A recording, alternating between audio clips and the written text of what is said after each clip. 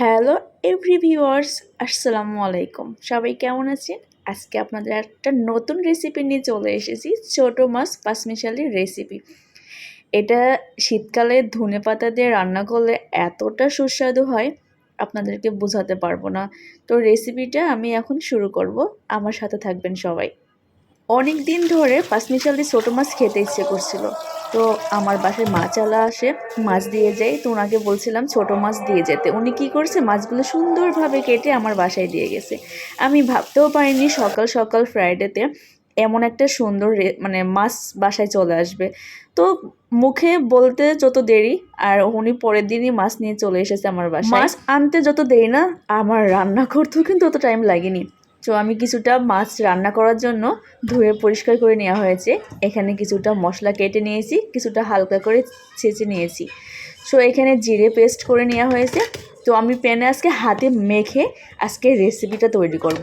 তো প্রথমে আমি কড়াই আমার কাটা পেঁয়াজ আর মরিচ আর হালকা করে ছেঁচে নেওয়া রসুন, হালকা করে ছেঁচে নেওয়া কাঁচামরিচ, এখানে আমি লবণ, ধনিয়া গুঁড়া, হলুদ গুঁড়া, সরিষার তেল দিয়ে এটা আমি হাতে ভালোভাবে মেখে নিব।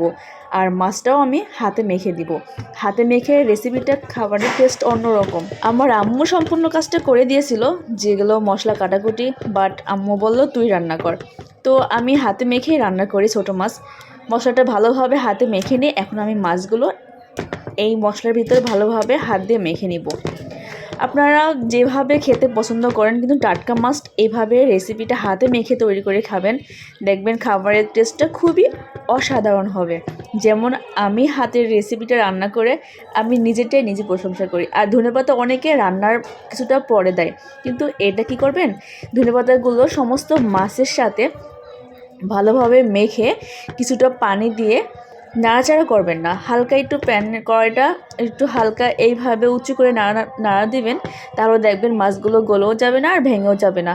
আর এইভাবে রেসিপিটা আপনারা একটু ফলো করে খেয়ে দেখবেন, খুবই ভালো লাগে। আপনারা গরম গরম ভাত এক প্লেট খুব অনায়াসে খেয়ে নিতে পারবেন। আমার খুব পছন্দের এই মাছটা। আর আমি ছোটো মাছ যদি রান্না হয় বাসায়, তো ওটা দিয়ে আমি পেট ভরে ভাত খাই, অন্য খাবার আমি খেতেই পারি না। দেখেন কিছুটা পরে কতটা পানি বের হয়ে আসছে। আমি কিন্তু সামান্য একটু পানি দিয়েছিলাম, বাট এখন শীতকালীন সবজি তো ধনেপাতা পেঁয়াজ সব কিছু দিয়ে এইভাবে আমি কিছুক্ষণ রান্নার পর দুই একবার একটু উঁচু করে দেখছি বাট কেমন, কিন্তু এটা আমি নাড়ছি না, কারণ নাড়লে মাছগুলো ভেঙে যাবে। আমি পানিটা শুকানো পর্যন্ত